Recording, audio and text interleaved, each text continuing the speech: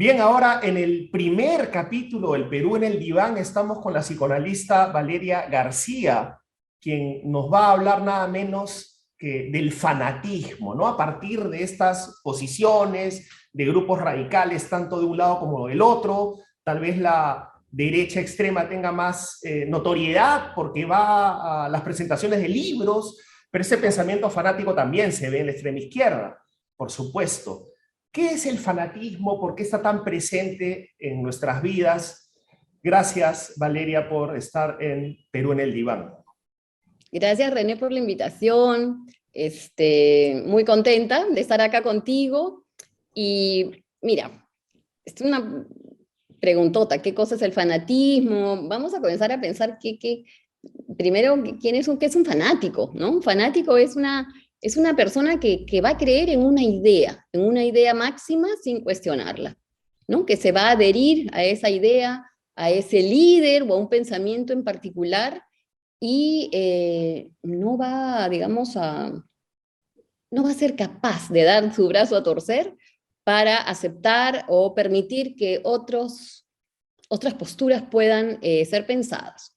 Digamos, en líneas generales, esa sería como una primera aproximación, o no sé, la Real Academia la llama el apasionamiento exagerado, por ejemplo. Ujú, Un ujú. apasionamiento exagerado, ¿no? Que nos conduce a una intolerancia. Y desde ahí creo que podemos partir. La intolerancia a lo diferente, la intolerancia a eso otro que nos es, vamos a decir, ajeno, eh, y la incapacidad de cuestionarlo, la incapacidad.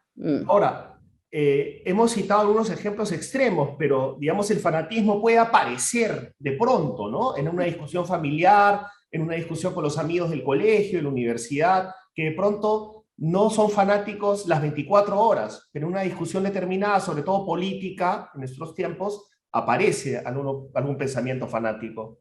Sí, sí, sí, sí. Eso además es muy frecuente, nos pasa todo el tiempo, ¿no? Y en estas elecciones, en este periodo político tan conmocionado, todos nos hemos visto como partidos en dos, no sé, divididos, ¿no? Eh, yo no dejo de recordar o de pensar que en todas las casas había como dos bandos. Y si tú formabas parte de un bando que era como el de la minoría, poco más o menos que te iban a palear, ¿no? No podías eh, pensar diferente, no podías eh, decir algo en contra de la idea familiar, ¿no? Eh, ¿Por qué sucede eso? Esa es una pregunta, como yo digo, es la pregunta del millón. No es que hay una respuesta, porque como no sabemos con el psicoanálisis no podemos reducir las cosas a una explicación, ¿no? Pero, por ejemplo, la idea del cambio, que creo que lo hemos conversado hace un Sí. momento, la idea del cambio de posición que uno tiene en la vida es algo que para mí es el peligro al cambio. El terror a que tu identidad, tu ser, de pronto se vea obligado a colocarse en una situación que ha sido ajena. Allí es como que hay algunos seres humanos, no todos, que se atrincheran con más fuerza y deciden, bueno, agredir, atacar, Perdón, odiar, molestar. repite esa idea porque hubo problemas de internet, ¿no? Sí, hablabas de, o sea, estamos hablando de un terror al cambio, digamos. Sí, sí, totalmente, Ujú. totalmente.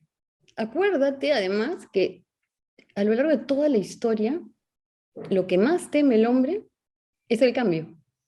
Y lo que más anhela también. Por eso las grandes revoluciones siempre han sido nos han causado tanto terror a los seres humanos. Todas las transformaciones causan un impacto espantoso. ¿Por qué? Porque te encuentras frente a la incertidumbre del vacío, es el vértigo de la nada. Ujú. Hay algunos Claro. que quizás puedan soportar más, otros no pueden, se atrincheran, se adhieren a un líder, a una A un secta, pensamiento, a una a secta, un una idea. pensamiento, a una ideología que muchas veces ni la entienden, ni la Ujú. han pensado, ni la han reflexionado, pero eso es mejor que nada. Eso va a ser mejor que esa caída a un vacío totalmente desconocido. Ajá. ¿Y Y por ahí, qué el terror al vacío? O sea, ¿por qué este miedo? Me imagino que tiene que ver con sentir que la existencia tiene un fin, ¿no? O sea, digamos, ¿por qué este terror al vacío? Porque mira, la para, vida no sí, tendría sentido. por supuesto, mira, para el psicoanálisis, para nosotros en general, para eh, los seres humanos nos construimos desde muy tempranamente, en estas primeras relaciones afectivas, con nuestros padres, con nuestros cuidadores. La continuidad de nuestra existencia tiene que estar como, tiene que haber una cierta seguridad y tiene que haber una cierta sensación de coherencia. Siempre, De siempre orden. van a haber de orden, de calma, de contención, pero siempre van a haber ansiedades. Siempre van a haber ansiedades. Nosotros sabemos que en la temprana infancia hay ansiedades muy fuertes, René. Ansiedades de muerte, relacionadas con, nosotros lo llamamos la fragmentación del yo, o la fragmentación de la identidad, del self. No importan los nombres, la cosa es que uno siente que se puede romper en pedazos. Ujú. Vivimos cuando desde muy chiquito el bebé no siente seguridad de la madre, cuando la madre o el padre, los cuidadores, no le hacen, no hay match entre la necesidad y lo que el otro pueda dar, hay como un desajuste, o cuando hay relaciones muy verticales, el ser humano siente terror, se siente no entendido, se siente abandonado a su suerte, se siente perdido, se Ujú. siente fragmentado. Entonces, ¿qué Claro. sucede con el ser humano adulto, René? Um, Hay una suerte de, la llamamos regresión, pero olvidémonos de los nombres. Imagínate como que jalas una cuerda y la llevas a ese origen. ¿Cómo crees que un ser humano adulto, quizá con ciertas ansiedades que están ahí marcadas, va a tomar estas posiciones políticas, estas ideologías? Se tiene que aferrar. Se tiene que agarrar. ¿Para qué? Para no ser otra vez ese bebé desarticulado. Ajá. O sea, es un terror primitivo. Sí, Ajá. yo creería que sí. Yo Ujú. creería que sí. Pero también hay otras cosas, ¿no? Yo no solamente creo que esté ese terror, sino que además lo que yo he visto en este tiempo es, quizá todo va de la mano, porque todo va como amarrado, no es como una Claro, gran trenza. claro. Que cuando cedes o cuando intentas, cuando estas personas quieren, han tratado de escuchar al otro. Hay una resistencia, pero no solo por esta ansiedad de muerte o de terror, sino de pérdida de poder, que esa es otra Otra cosa arista. que, wow, sí, otra línea para pensar, la línea Ajá, del poder, ajá. ¿no? Claro. Tú tienes tu verdad, ese no es, no ni siquiera es tu verdad, esa es la verdad. En el fanático no es tu verdad, mi verdad, las verdades, esta cosa con perspectiva, puedo mirar con cierta objetividad, puedo tomar distancia, no, acá existe como una especie de piedra dura, ¿no? Que se impone y esa es la verdad y la verdad la tengo yo, además. Claro. No podemos pensar que es una visión narcisista, podemos pensar que es una visión muy egocéntrica, pero lo que está de base, a mi entender, es que no se quiere soltar el poder de algo. Yo tengo esa verdad y eso a mí me hace poderoso. O la sensación de tener Sí, sí, poder. sí, por supuesto, por supuesto. En la fantasía es, claro, desde afuera podemos decir que es la sensación, pero Claro. para el sujeto no es la sensación, es la verdad. Tenerlo. Es tener el poder. Sí, O sea, me refiero a que podría estar vistiendo alguna carencia, que en realidad se siente muy poco poderoso y por eso es que necesita eso también. Era mi sugerencia. No sé. podría ser. Yo sí creo que detrás del poder hay una fragilidad. Eh, O una necesidad, ¿no? pero mira, me estoy pensando en otra cosa, ¿no? los grupos de poder políticos o económicos en nuestro país no quieren ese cambio. No les ha gustado, por ejemplo, ¿no? Tener un presidente con sombrero. Han Claro, criticado hasta que no se quite el sombrero nunca. Yo me parecería, a mí particularmente me parecía ridícula esa crítica, ¿no? Me van a perdonar, pero parecía que era innecesaria. Podemos criticar otras cosas, pero que se quite, ¿no?, el sombrero, me sí. parecía como exagerado, ¿no? Ujú. Pero yo creo que allí es no querer perder ese poder, pero ahí se mezclan otras cosas que tienen que ver, no quiero ser, no sé, partidaria de un lado o de otro, pero ciertos privilegios se pierden, se va a perder, tienen la fantasía de perder un estatus, un lugar, eso de poder, estatus, privilegio, raza, eh, burbuja. Y no están dispuestos a ponerlos en juego por algún tipo de cambio. No, Ajá. no, no, no, no, no. Ujú. Eh, Creo que allí se quieren quedar, o han intentado, ¿no? Quedarse en este lugar de lo conocido cómodo y de Claro. todo lo que han obtenido, seguro, gracias a mucho esfuerzo o lo que fuera, eso ni lo cuestiono, ni me interesa, pero la posición es una posición de, estos son mis privilegios, esto es lo que yo tengo y no voy a ceder, no, ni siquiera ceder, no voy No voy a a arriesgarlos. ni siquiera pensar en qué podemos hacer para que ese otro pueda tener algo más o se pueda lograr una cierta integración. Ni siquiera es un tema de dar, es un tema de pensar. Claro. Hay un temor, pues por eso hablan del pensamiento colonial, pero es otro rollo.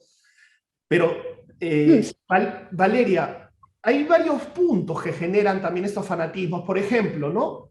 En un inicio era la cuestión de confianza versus la vacancia presidencial.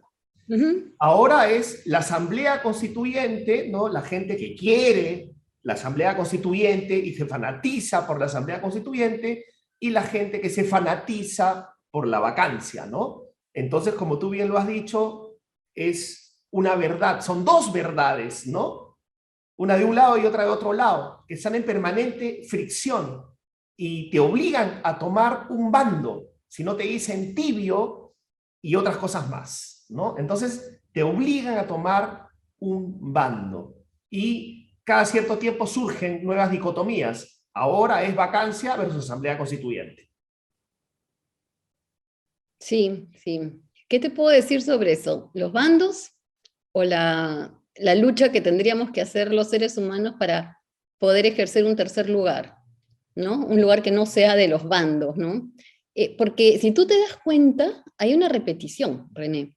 Uh -huh. No importa de qué estemos hablando, ¿no? Si No, de no la importa. vacancia o si... No, no importa. Lo que importa es que cuando un tema pasa y se resuelve, hay otro, ¿viste? Se vuelve a repetir la historia de la dicotomía. Cuando esto de acá se resuelva, aparecerá otra cosa, Ajá. ¿no? Es como si fuera, eh, como si no, como si no cesara nunca algo que está empujando hace rato a que se termine de anular y de destruir esto que ha sido como un emergente de cambio, que no es que esté a favor o en contra, es que así se ha dado, Así por es. razones X, históricas, políticas, sociales, mundiales, se ha dado una evidencia de que, oye, hay algo que se tiene que mover acá. Estemos o no de acuerdo con eso que se tiene que mover, esa es otra historia. Pero se repite todo el tiempo. Entonces, a mí siempre me pregunto, no importa cuál sea el vestido que se pongan hoy, que si la vacancia, que si son de acá, que si son de allá, se pasan aquí, o de la constituyente, eso es secundario. Lo que está detrás es esta insistencia en anular al otro, por un lado, eh, y eso, no sé, y, y, y en esta dicotomía que tú dices, lo que no hay es la posibilidad, y como te lo decía hace un rato, de pararnos en una tercera posición. Yo soy una ferviente o sea, creyente, ferviente, no sé, que tenemos que tener una tercera posición.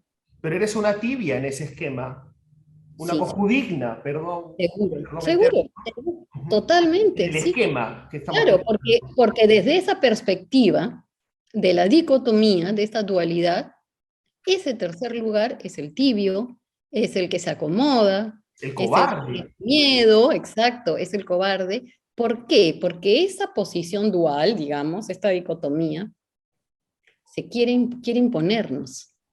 Entonces, en esa imposición, denigra y desprecia.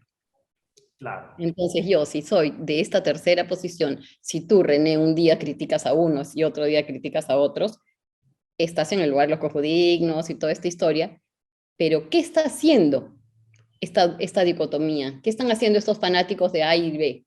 ¿Qué hacen contigo? ¿Qué hacen conmigo? Te Nos, insultan. nos desprecia. Hay una denigración. Y en esa denigración persiste lo fanático.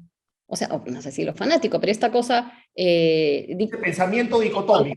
este pensamiento dicotómico. Ajá, claro. Exactamente. Y yo sí pienso que la lucha va a ser por crear espacios en los que uno pueda criticar y no caer necesariamente en alguno de los lados. Y desde esa crítica, porque no es una crítica que destruye, es una crítica que pone en evidencia las cosas, los Ujú. errores de un lado y de otro. Claro, Alguien tiene o que sea, poner la esa voz, alguien idea, tiene que, creo ¿no? que la idea es, digamos, y aquí enlazamos lo que dijimos hace un momento, ¿no? Esta necesidad tan primitiva de tener una identidad, un pensamiento al cual aferrarse, por supuesto, pero por otro lado tenemos al sentido común y a la lógica, ¿no? Digamos, yo puedo ver muy lógico alguna idea de izquierda o de un izquierdista y también muy lógica alguna idea de algún derechista y combinarlas por el bien común, no porque no descartarlas solo porque vino de López Aliaga o porque vino de Cerrón, ¿no? Ujú. Y en ese plan estamos, o sea, digamos, creo, no sé qué piensas tú, que no es la lógica Es lo que nos interesante, lleva. es interesante esto que dices, porque no sé si te das cuenta que si la idea, imagínate que López Aliaga tenga una idea interesante y que nos parezca interesante a aquellos que estamos más en una suerte de tercera Centrismo, posición, ¿no? Más en una posición más crítica. Si hay una idea de un López Aliaga, vamos a inventar porque puede ser muchos López Aliagas, o sea, tenemos claro, muchos, claro, quizás nosotros podamos separar la idea del personaje y decir, oye, qué interesante esta idea, aunque este personaje de pronto no me guste, pero su propuesta me parece interesante. Esta capacidad para poder nosotros separar es sustancial, porque pasa lo contrario. Si Keiko Fujimori tiene una idea interesante y de pronto yo soy antiqueikista, de pronto tampoco no podría valorar esa idea. Y a lo mejor es una idea que puede ser interesante más allá de que esta mujer no te... ¿Entiendes? Esa claro, capacidad para poder separar la idea, digamos, del objeto que la produce, a mí me parece esencial, porque eso rescataría tanto, eso haría que de pronto, yo me imagino todos estos congresistas no se escuchan, no se miran, ni si, porque ya son del otro lado, ni siquiera se han aventurado a escuchar. A lo mejor en un punto piensan muy parecido, o en algunas cosas tienen cosas que podrían apostar juntos, y de pronto es no, porque lo dice René. Ah, no, ya lo dijo Valeria, entonces ya no vale. Entonces, claro. hay algo, yo creo que estamos atrapados. Estamos atrapados y también como tú dices, si no es un tema es otro. Y no hablo solamente desde que Castillo asumió el poder, sino, digamos, retrocedamos más, ¿no? O sea, siempre, pero retrocedamos hasta PPK, ¿no? Todo el tiempo la dicotomía, ¿no? La guerra, ¿no? Congreso versus Ejecutivo. Cuestión de confianza versus vacancia. Asamblea Constituyente versus vacancia. Siempre va a haber un tema, ¿no? Eso es como que estamos condenados. Además, no solamente pasa en el Perú, No. claro, pero ¿cómo salir de Mira, eso? mientras te escuchaba, se me venían a la cabeza varias cosas, o sea, ideas así sueltas, ¿no?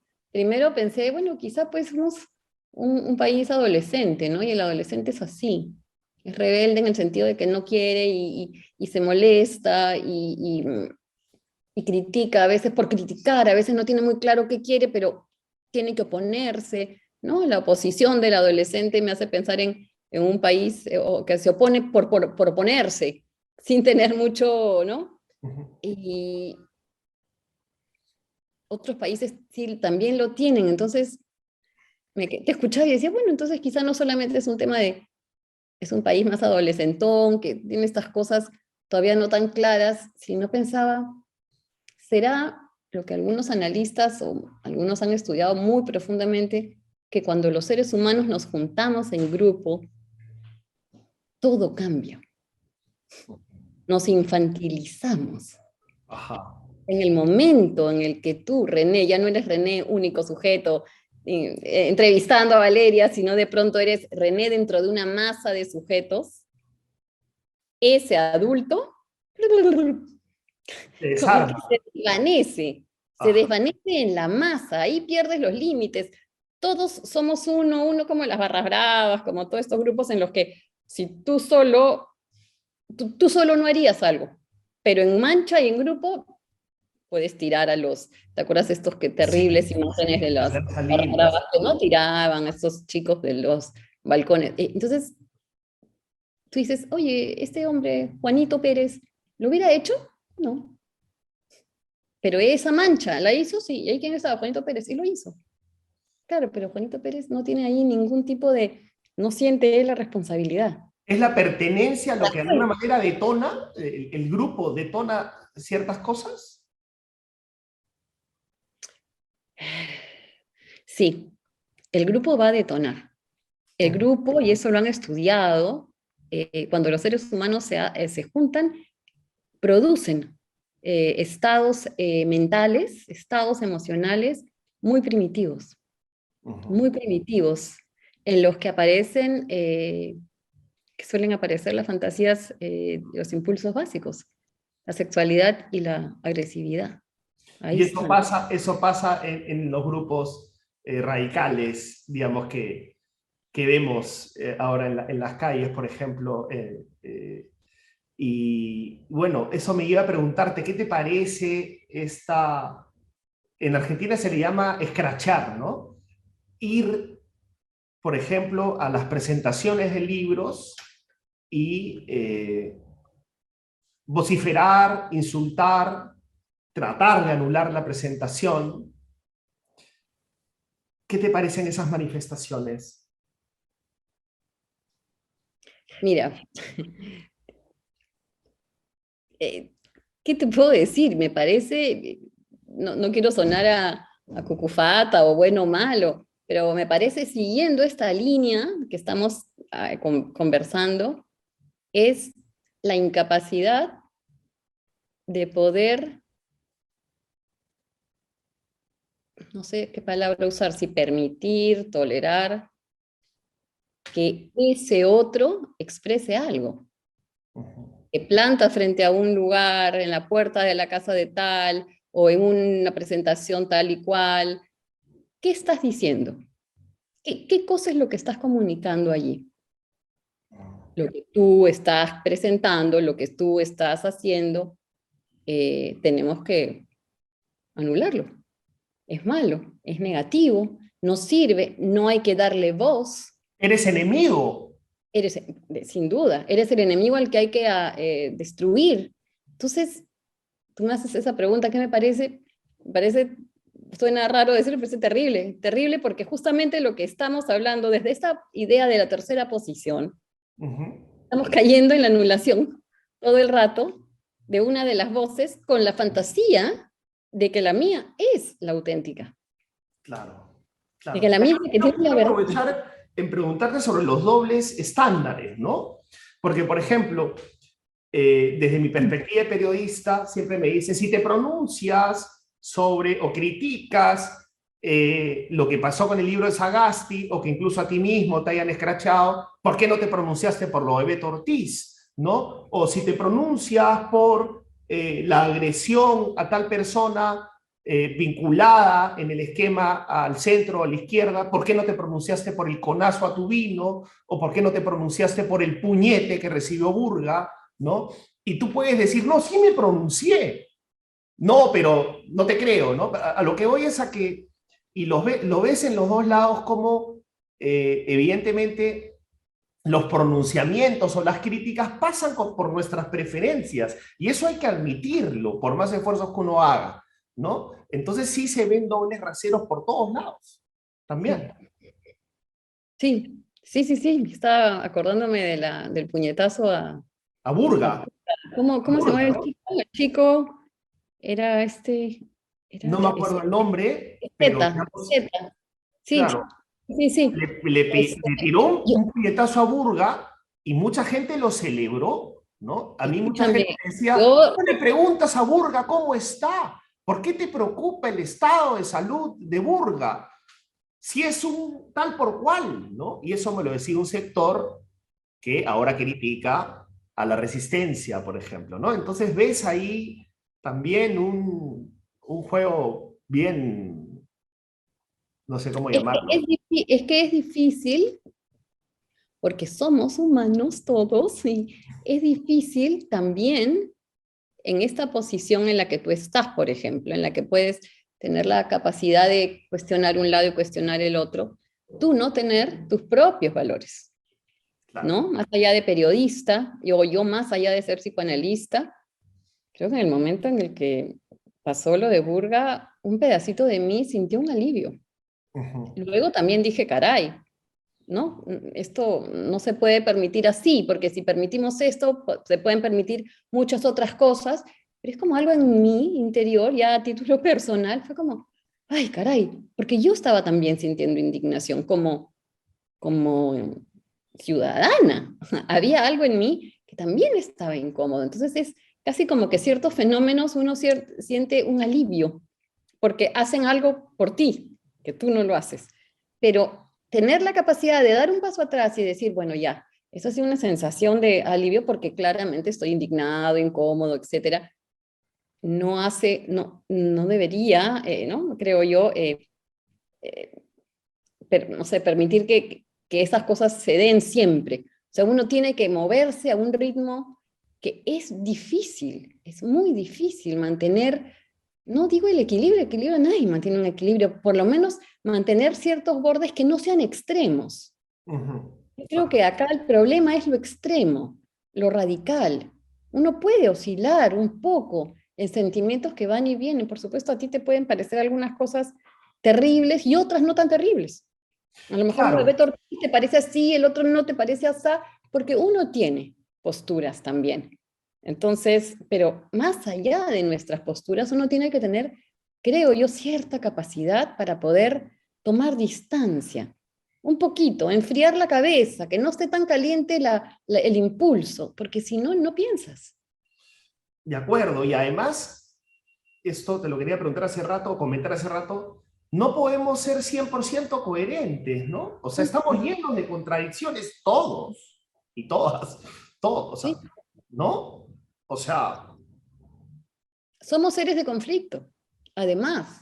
ujú, Ojo, no nos olvidemos de eso. Y acá sí, pues diré que el señor Freud, Freud nos enseñó eso, digamos, y creo que esa es una de las cosas más valiosas para mí. Es imposible que no seamos sujetos de conflicto dentro de una sociedad. Que eso no quiere decir que el conflicto nos lleve a la destrucción. ujú. No, el conflicto nos puede llevar a creatividad máxima, a resolución y a nuevos conflictos que nos lleven a una evolución social, mental, afectiva, pero también nos pueden llevar a una degradación de cosas. El fanatismo sería un poco, lo fanático sería un poco eso, aquello en lo que ya no hay manera de que las cosas se muevan, se queda fijo. Entonces, frente a la piedra muerta, seca, dura, ya no hay nada que elaborar, ni siquiera hay conflicto. ¿Me entiendes? Porque el conflicto va a Ya no hay implicar conflicto, pues. movimiento, no hay movimiento. Una pelea es un conflicto, pero cuando hay esta ya fijeza y esta especie de empecinamiento y terquedad y, no sé, una cosa tenaz que no se, que está así, fija, ahí ya no hay nada que decir. No hay nada Ya no que... hay diálogo, no hay diálogo. Y yo creo que a nosotros, los peruanos, nos falta diálogo. Diálogo tan Muchísimo. sencillo como eso y tan difícil. ¿Quiénes se comunican en verdad? ¿Quiénes? Bien poca gente se comunica de verdad. La gente se escupe, la gente se patea, la gente dice lo que quiere, o sea, lo que ya sabe, y lo repite, y lo repite, y lo repite, y el otro lo repite, y no se encuentran. ¿Te has dado cuenta? Que es como si estuvieran uno parado frente del otro y en el medio no sé, un vidrio o una bolsa plástica. Ay, parece que están hablando, pero hay una especie de membrana que les impide el contacto. Eso no es comunicarse. Yo creo que el Congreso está lleno de ventanas invisibles, membranas invisibles, plásticos, que hace que pareciera que esos sujetos intentan hablarse. Intentan. Claro, y para terminar, ya nos quedan pocos minutos. Hay una diferencia, creo yo, por lo menos te propongo la diferencia entre las fallas o las incoherencias y contradicciones de un ser humano naturales, digamos, ¿no? O sea, que están ahí, pero también está la posibilidad que esas membranas, esos conflictos, no solo sean por nuestra psique, ¿no? Sino porque hay algunas malas personas también metidas en política que no quieren que eso suceda conscientemente. ¿Es posible? Sí, sí, yo creo que sí. Yo, mira, lo he dicho de manera bien tajante, yo me he sorprendido de la rapidez con la que te lo he dicho y de ahí he dicho, qué raro. Pero, a ver, la pregunta que uno se haría es, ¿hay gente mala? O sea, hay gente que tiene esta cosa, ¿no? Malosa. Muchos dirán, no, es la vida que te hace así por exceso de sufrimiento, ¿no? Porque hay golpes y golpes, y hay gente que, caray, o sea, la vida ha sido muy dura y tu forma de reaccionar a la vida es con resentimiento, con odio, con rabia, ya sea de cualquier lado, ¿no? Derecha extrema, izquierda extrema y cualquier extremo, con ¿no? formas de odio. Hay otros que dicen que sí, pues que hay gente que tiene hay como cosas más intrínsecas, que uno llega pues con un maletincito. Éticas, qué sé yo, ¿no? Claro. No sé, sí, no sé, no quiero caer en categorías no Claro. genéticas. Hay gente como que tiene algo que, bueno, pues caray, ahí está. Entonces, yo no sé cómo sean estos sujetos, por ejemplo, en el Congreso, no sé, pero sí siento, y eso te lo dije hace un rato, que hay algo del orden de lo egoísta, el Ujú. egoísmo y el todo para mí, ¿no? El yo quiero esto, entonces a mí no me importa nada, no me importa el país. Me importa que yo esté acá y que me paguen bien, y si puedo putreo, y si puedo saco, y en verdad un proyecto X que puede ser interesante, a mí no me conviene, entonces mejor no. Entonces, claro, tú te preguntas, ¿esta es una mala persona? Unos dirán, oye, sí. Otros dirán, no, lo que pasa es que ha sufrido, o lo que le dan todas las mil explicaciones. Ya, a mí no me, o sea, en este momento yo diría, bueno, no importa cuáles son las razones. Lo que se está viendo es que hay gente que tiende a ser muy egoísta, como muy con lo suyo, con esta cosa territorial, de poder otra vez, ¿no? Obtienen un poder, no lo pueden soltar. ¿Qué pasa con esa gente que no suelta el poder? ¿Qué pasa con esta gente que no cede su lugar? El poder es un decir, porque nadie tiene el poder, tenemos las funciones de ese poder. ¿Por qué no la sueltan? ¿Qué les da? Una estructura yoica más sólida, poder económico que es igual también a poder social, que es Ah, igual a una identidad más privilegiada. No sé, hay mucho por pensar, pero yo sí observo un profundo egoísmo, un profundo egoísmo en nuestra clase eh, política. clase política, sí. Y en nuestra sociedad también, ¿no? Porque lo vemos en las juntas de propietarios de los edificios, lo vemos en el barrio, ¿no? El egoísmo.